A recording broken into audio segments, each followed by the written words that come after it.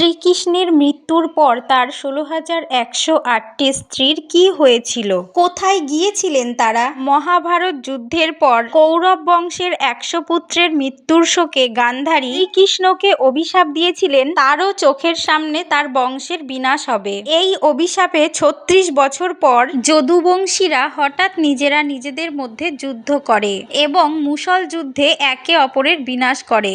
চোখের সামনে নিজের বংশের বিনাশের মর্মাহত হয়ে বলরাম দেহত্যাগ করেন। ভগবান শ্রীকৃষ্ণেরও বৈকুণ্ঠে যাওয়ার সময় উপস্থিত হয়েছিল।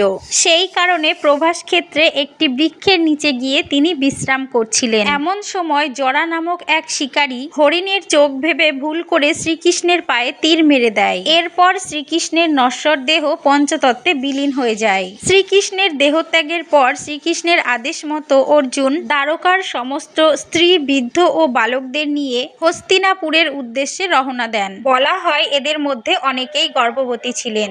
এমন অনেক দুঃখিনী মহিলা ছিলেন যারা মুষল যুদ্ধে স্বামীকে হারিয়েছেন।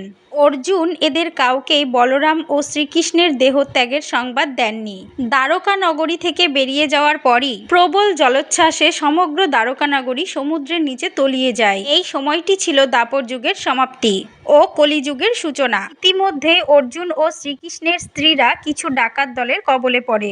এই ডাকাতরা সমস্ত ধনসম্পদ লুট করে দ্বারকার স্ত্রীদের অপহরণ করতে শুরু করে। অর্জুন বহু চেষ্টা করেও এই সামান্য ডাকাতদের ঠেকাতে পারেননি। যে অর্জুনের বাণে সমগ্র মহাভারত যুদ্ধে রথী মহারথীরা কাঁপত, এখানে কয়েকজন মুষ্টিমেয় ডাকাতের কাছে তিনি পরাজিত হয়েছিলেন। অর্জুন তার সমস্ত অস্ত্রবিদ্যা ভুলে গিয়েছিলেন। যে যুগের প্রয়োজনে অর্জুন তার দৈববাণ ও অস্ত্রবিদ্যা পেয়েছিলেন, সেই যুগ শ্রীকৃষ্ণের দেহত্যাগের সাথে সাথে সমাপ্ত হয়ে গিয়েছিল। তাই তার সমস্ত দৈববাণের শক্তিও বিলুপ্ত হয়ে যায়। এরপর কয়েকজন স্ত্রী ও কিছু ধনসম্পদ নিয়ে অর্জুন হস্তিনাপুর ফেরেন। অবশেষে অর্জুন শ্রীকৃষ্ণের স্ত্রীদের শ্রীকৃষ্ণের তাকে দেওয়া আদেশ ও তার দেহত্যাগের ঘটনা তাদেরকে জানান। কৃষ্ণ আর ইহলোকে নেই। এই কথা শুনে শ্রীকৃষ্ণের ৮ জন প্রধান স্ত্রীদের মধ্যে রুক্মিণী এবং জাম্বুবতী সহ কিছু স্ত্রী অগ্নিতে প্রবেশ করে অদৃশ্য হয়ে যান। সত্যভামার সঙ্গে বাকি স্ত্রীরা বনে তপস্যা করতে চলে যান আর সেখানে কৃষ্ণ নাম জপ করে বাকি জীবন